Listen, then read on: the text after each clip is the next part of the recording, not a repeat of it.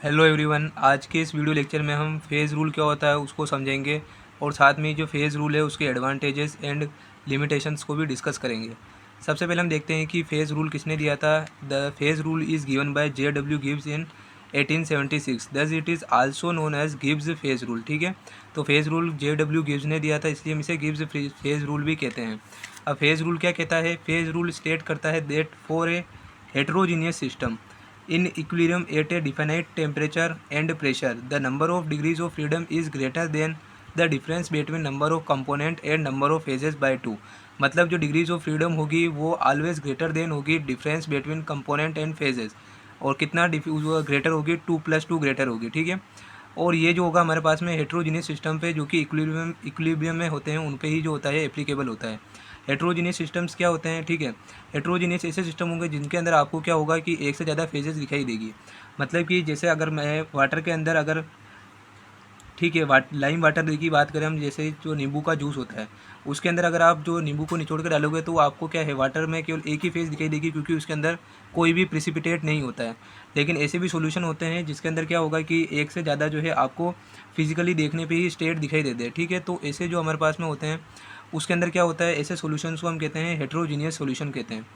ठीक है, तो फेज़ रूल क्या हो जाता है हमारे पास में, F = C - P+2।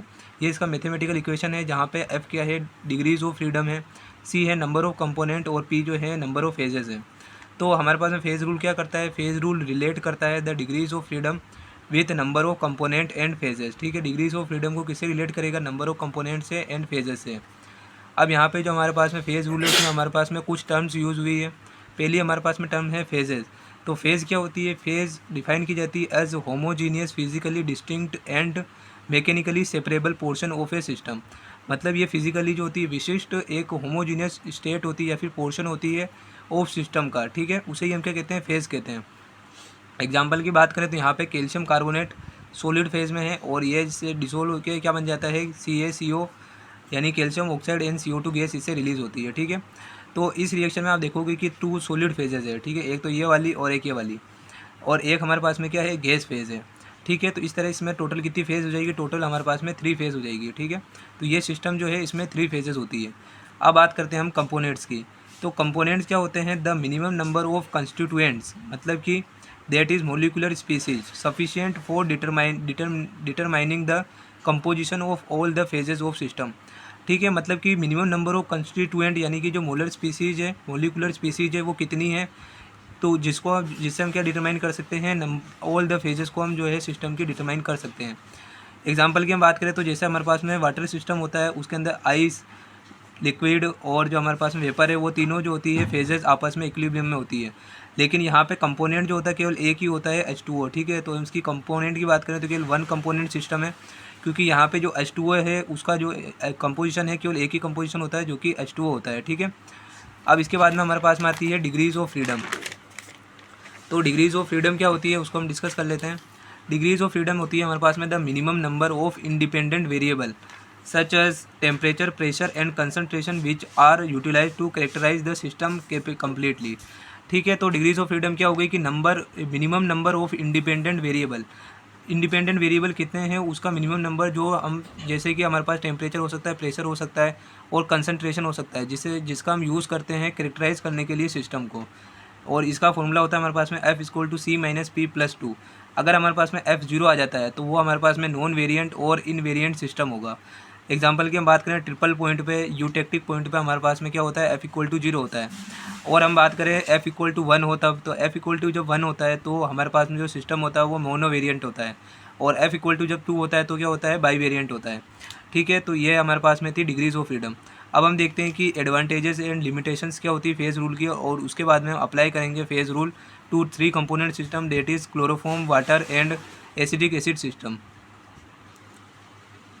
अब हम देखते हैं एडवांटेजेस ऑफ फेज़ रूल। तो जो हमारा फेज़ रूल होता है वो एप्लीकेबल होता है बहुत केमिकल एंड फिजिकल इक्विलिब्रिया। ठीक है, तो ये बहुत ही केमिकल और फिजिकल इक्विलिब्रिया दोनों पे ही लागू होगा। ठीक है, इसके बाद क्या होता है कि जो फेज़ रूल होता है वो एप्लीकेबल होता है to macroscopic system and hence no information is required regarding molecular और माइक्रो स्ट्रक्चर्स। ठीक है, तो हमारा जो फेज़ रूल होता है वो केवल एप्लीकेबल होता है किस पे, मैक्रोस्कोपिक सिस्टम पे, मतलब कि लार्ज स्केल वाले सिस्टम्स पे एप्लीकेबल होता है।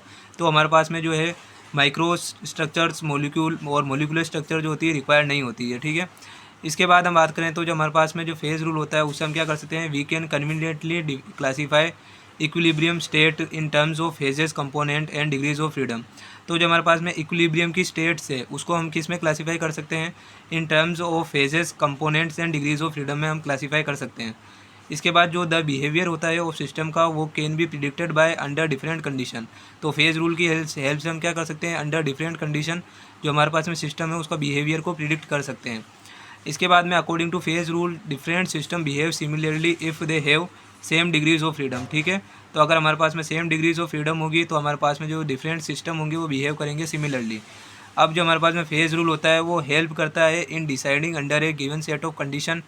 फर्स्ट जो इसमें हेल्प करता है, existence of equilibrium among various substance, ठीक है। तो वेरियस सब्सटेंस के अंदर इक्विलिब्रियम को एग्जिस्टेंस की पता लगाने के लिए ये हेल्प करता है। सेकंड चीज़ होती है इंटर कन्वर्जन ऑफ सब्सटेंस, और थर्ड जो हमारे पास में है disappearance of sums of the substance, ठीक है। तो ये पता लगाने में कि जो डिसअपीयरेंस हुई है सम ऑफ द सब्सटेंस, वो फेज़ रूल की हेल्प से हम पता लगा सकते हैं। इसके बाद आती है इसकी लिमिटेशंस, ठीक है। तो लिमिटेशंस क्या है फेज़ रूल की, उसको डिस्कस कर लेते हैं। तो फेज़ रूल जो होता है is applicable only for those system which are in equilibrium, ठीक है। तो अगर हमारे पास में जो सिस्टम है वो इक्विलिब्रियम में है तभी हमारे उस पर जो है फेज़ रूल को अप्लाई कर सकते हैं। It is not much use for the two system which attain the equilibrium state very slowly. तो ऐसे सिस्टम जो जो हमारे पास में इक्विलिब्रियम है उसको बहुत ही स्लोली अटेन करते हैं, उन पे जो है इसको एप्लीकेबल नहीं किया जा सकता है, ये इसका एक ड्रॉबैक है। और इसी के साथ में ही ओनली 3 डिग्रीज ऑफ फ्रीडम वाइजर हमारे पास में टेम्परेचर, प्रेशर एंड जो हमारे पास में कंपोनेंट है are allowed to influence the equilibrium system, ठीक है। तो हमारे पास में 3 ही डिग्रीज ऑफ फ्रीडम है, जैसे कि टेम्परेचर, प्रेशर और कंपोनेंट, जिसको हम अलाउ कर सकते हैं, इन्फ्लुएंस जो कर सकता है हमारे पास में इक्विलिब्रियम सिस्टम को, ठीक है। तो 3 से ज़्यादा जो है अलाउ नहीं है इसमें। इसके बाद हम बात करें तो जिसकी एक ड्रॉबैक है वो है under the same condition of temperature and pressure all the phases of system must be present, ठीक है। तो सेम प्रेशर एंड कंडीशन पे ऑल द फेजेज जो सिस्टम है वो प्रेजेंट होनी चाहिए। और इसका एक और ड्रॉबैक ये है कि it consider only the number of phases rather than their amount, ठीक है। तो ये जो है फेजेस की अमाउंट को कंसीडर नहीं करता है, ओनली नंबर ऑफ फेजेस को कंसीडर करता है। जैसे अगर हम बात करें, अगर वाटर जो है लार्ज अमाउंट में है और उसके अंदर क्लोरोफॉर्म जो है उसके कुछ ट्रेसेस हैं, तो ये उसको एज ए फेज़ कंसिडर करेगा, लेकिन उसमें जो है हमारे पास में क्लोरोफॉर्म में बहुत ही कम जो है वो क्वांटिटी में है। तो ये थी हमारे पास में लिमिटेशंस जो थी फेज़ रूल की और advantage of phase rule. I hope कि आपको वीडियो हेल्पफुल लगा होगा, तो वीडियो को लाइक करें और हमारे चैनल को सब्सक्राइब करें।